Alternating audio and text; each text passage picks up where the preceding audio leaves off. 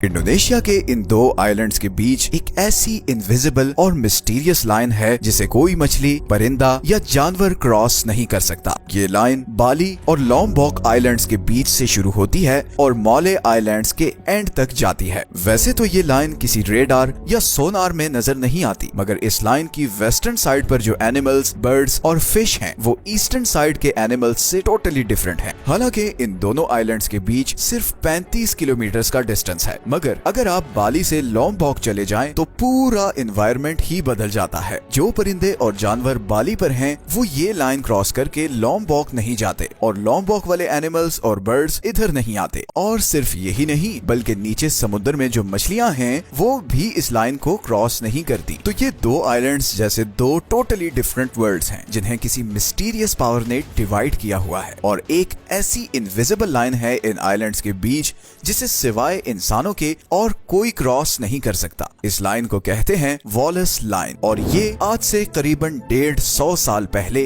Alfred Russell Wallace नाम के एक ब्रिटिश एक्सप्लोरर ने डिस्कवर की थी। आप में से जिन लोगों ने स्कूल में बायोलॉजी पढ़ी है वो रसल वॉलस को नेचुरल सिलेक्शन के कॉन्सेप्ट की वजह से जरूर जानते होंगे। अब अल्फ्रेड रसल की भी बड़ी ही इंटरेस्टिंग स्टोरी है। वो 1823 में इंग्लैंड के एक गरीब घर में पैदा हुआ। वॉलस के फादर एक कार्टोग्राफर थे, मतलब वो मैप्स बनाते थे और इसलिए वो डिफरेंट जगहों पर ट्रैवल भी करते थे। वॉलस को पढ़ने लिखने का बहुत शौक था, मगर गरीबी की वजह से बहुत छोटी उम्र में ही उसे अपनी एजुकेशन छोड़ के अपने फादर के बिजनेस में आना पड़ा। और उसकी लाइफ का यही डिसीजन एक दिन पूरी दुनिया में उसे मशहूर करने वाला था। अपने फादर के साथ डिफरेंट जगहों पर ट्रैवल करके वॉलस को ज्योग्राफी और वाइल्ड लाइफ में बहुत ज्यादा इंटरेस्ट हो चुका था। वो जिस भी नई जगह जाता वहाँ के कुछ पेड़, पौधे और इंसेक्ट्स अपने साथ ले आता। इसी शौक में 1854 में वॉलस अपने चंद साथियों के साथ इन मॉले आइलैंड्स के सफर पर निकला। वो पहले इधर सिंगापुर आया, फिर यहाँ से वो इंडोनेशिया गया और अच्छी तरह घूमा और फिर आखिर में वो यहाँ बाली आइलैंड आया। वॉलस को बाली और उसकी वाइल्ड लाइफ बहुत पसंद आई। वो वहाँ के एनिमल्स और प्लांट्स को डिटेल में एग्जामिन करने लगा। उसे वहाँ बहुत से टाइगर्स, राइनोस, एलिफेंट्स और बहुत से परिंदे जैसे वुडपेकर और पैरट्स वगैरह नजर आए। वो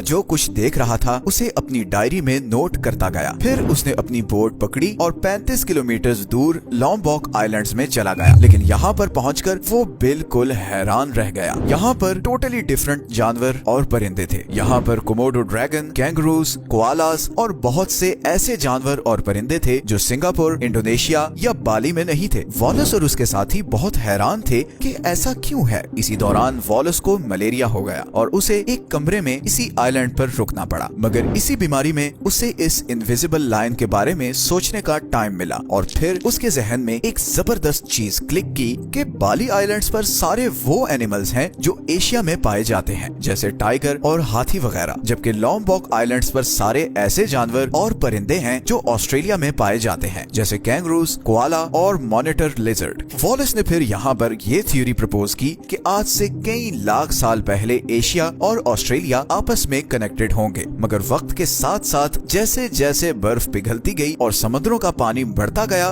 वैसे वैसे ऑस्ट्रेलिया और एशिया एक दूसरे से दूर होते गए और नतीजतन बीच में समुद्र आ गया और ऐसे आइलैंड्स बन गए। जो जानवर उस वेस्टर्न साइड पर थे वो बाली और बाकी एशिया में रह गए और ईस्टर्न साइड वाले इधर लॉम्बॉक और ऑस्ट्रेलिया में ही रह गए। अब क्योंकि बीच में समुद्र था तो टाइगर, एलिफेंट या कैंगरूज जैसे जानवरों के लिए समुद्र को तैर कर क्रॉस करके दूसरी तरफ जाना इम्पॉसिबल था। तो एक मिस्ट्री तो सॉल्व हो गई। अब दूसरी मिस्ट्री ये थी कि परिंदे ये लाइन क्रॉस क्यों नहीं करते। लॉम्बॉक से बाली और बाली से लॉम्बॉक कोई परिंदा क्यों नहीं आता। वॉलस ने जब बाली और लॉम्बॉक आइलैंड्स पर पाए जाने वाले बर्ड्स पर दोबारा गौर किया तो उसे इस सवाल का जवाब भी मिल गया। बेसिकली इन दोनों आइलैंड्स पर नॉन माइग्रेटरी बर्ड्स रहते हैं। असल में बर्ड्स की दो टाइप्स होती हैं। एक होते हैं माइग्रेटरी बर्ड्स जो हजारों किलोमीटर्स का सफर करते हैं, जैसे आर्कटिक टर्न जो हर साल करीबन 90,000 किलोमीटर का डिस्टेंस ट्रैवल करके साउथ पोल से नॉर्थ पोल जाते हैं। इसी तरह साइबेरियन क्रेन्स हैं जो सर्दियों में रशिया से 5 से 10,000 किलोमीटर ट्रैवल करके चाइना, इंडिया और पाकिस्तान आते हैं। इन परिंदों के बहुत ही स्पेशल पर होते हैं जिसकी वजह से ये बहुत देर तक समुद्र के ऊपर उड़ सकते हैं। ये बिल्कुल किसी एयरप्लेन की तरह अपने विंग्स फैला लेते हैं और फिर 10-10 हजार किलोमीटर तक ऐसे ही रहते हैं। लेकिन इधर ईस्टर्न एशिया में और स्पेशली इंडोनेशिया में जो परिंदे हैं वो नॉन माइग्रेटरी हैं, मतलब वो जिस जगह पैदा होते हैं वही बस उधर ही 1 से 2 किलोमीटर की रेंज में उड़ते रहते हैं। इसीलिए इन बर्ड्स के लिए ये 35 किलोमीटर का समंदर क्रॉस करना इम्पॉसिबल है। तो एनिमल्स और बर्ड्स की तो समझ आ गई कि वो ये लाइन क्रॉस क्यों नहीं करते। अब बाकी रह जाती हैं फिश या दूसरे समुद्री जानवर। फिश के लिए ये लाइन क्रॉस करनी क्यों मुश्किल है, ये बात वॉलेस को भी समझ नहीं आई, क्योंकि उस वक्त प्लेट टेक्टोनिक्स का कॉन्सेप्ट डिस्कवर नहीं हुआ था। आज के मॉडर्न टाइम्स में तो हम सब जानते हैं कि हमारा ये प्लेनेट स्टैटिक नहीं बल्कि डायनामिक है। ऊपर से स्मूथ नजर आने वाली इस जमीन के अंदर बहुत सी मूवमेंट्स हो रही होती हैं। हमारी जमीन की सरफेस के नीचे बहुत सी प्लेट्स हैं जो आपस में टकराती हैं, जिसकी वजह से हमारे प्लेनेट पर बहुत सी चेंजेस होती हैं। जैसे आज हम ये जानते हैं कि तकरीबन 335 मिलियन ईयर्स पहले हमारे सारे कॉन्टिनेंट्स इकट्ठे थे और हमारी जमीन में बस एक ही कॉन्टिनेंट था जिसे पैंजिया कहा जाता है। फिर टेक्टोनिक प्लेट्स की मूवमेंट की वजह से अगले कई करोड़ों सालों में ये सारा कॉन्टिनेंट टूटकर डिफरेंट कॉन्टिनेंट्स में डिवाइड होता गया। जैसे 45 मिलियन ईयर्स पहले आज जिसे हम इंडियन सब कॉन्टिनेंट कहते हैं वो ऑस्ट्रेलिया का हिस्सा था और टेक्टोनिक प्लेट्स की वजह से वो यहाँ से टूटकर ऊपर यूरेशियन प्लेट से जाकर मिल गया। इस टकराव के नतीजे में दोनों प्लेट्स की जमीन ऊपर उठकर फोल्ड हो गई और दुनिया की सबसे बड़ी माउंटेन रेंज वजूद में आई जिसे आज हम हिमालयास कहते हैं। ये जो प्लेट्स के जॉइनिंग पॉइंट्स होते हैं ये बहुत वॉलेटाइल होते हैं और ज्यादातर अर्थक्वेक्स यहीं से ओरिजिनेट होते हैं। इसीलिए साउथ एशिया में आने वाले ज्यादातर अर्थक्वेक्स हिमालयास हिंदुकुश रेंज में ओरिजिनेट होते हैं। इसी तरह ये मलेशिया, सिंगापुर और इंडोनेशिया का सारा एरिया भी एक बहुत बड़े टेक्टोनिक शिफ्ट का शिकार हुआ था, जिसकी वजह से यहाँ बहुत सी वॉल्केनिक इरप्शंस होती रहती हैं और इसीलिए इन आइलैंड्स के बीच जो समुद्र का हिस्सा है वहाँ पर वाटर करंट इतना तेज है कि किसी भी फिश के लिए उसे क्रॉस करना बहुत मुश्किल है। इसीलिए सिर्फ 35 किलोमीटर दूर होने के बावजूद ये कोमोडो ड्रैगन्स तैर के बाली आइलैंड्स तक नहीं जा सकते और ना उधर से कोई फिश इस आइलैंड तक आ सकती है। तो ये टेक्टोनिक प्लेट शिफ्ट्स ही सबसे बड़ी वजह है इस इनविजिबल लाइन की। गो के ये थ्योरी वॉलेस की डेथ के बहुत साल बाद आई थी, मगर देखा जाए तो उसका 150 साल पहले निकाला गया कंक्लूजन बिल्कुल ठीक था। हमारी दुनिया में ऐसी और भी बहुत सी इंटरेस्टिंग और मिस्टीरियस जगह हैं जिन्हें हम आने वाली वीडियोस में एक्सप्लोर करेंगे। जैसे अभी कुछ दिन पहले ही हमने एक वीडियो बनाई थी जिसमें दिखाया था कि समुद्री जहाज साउथ अमेरिका के नीचे से क्यों नहीं गुजरते। आज की वीडियो के एंड में आपको उस वीडियो का लिंक भी मिल जाएगा।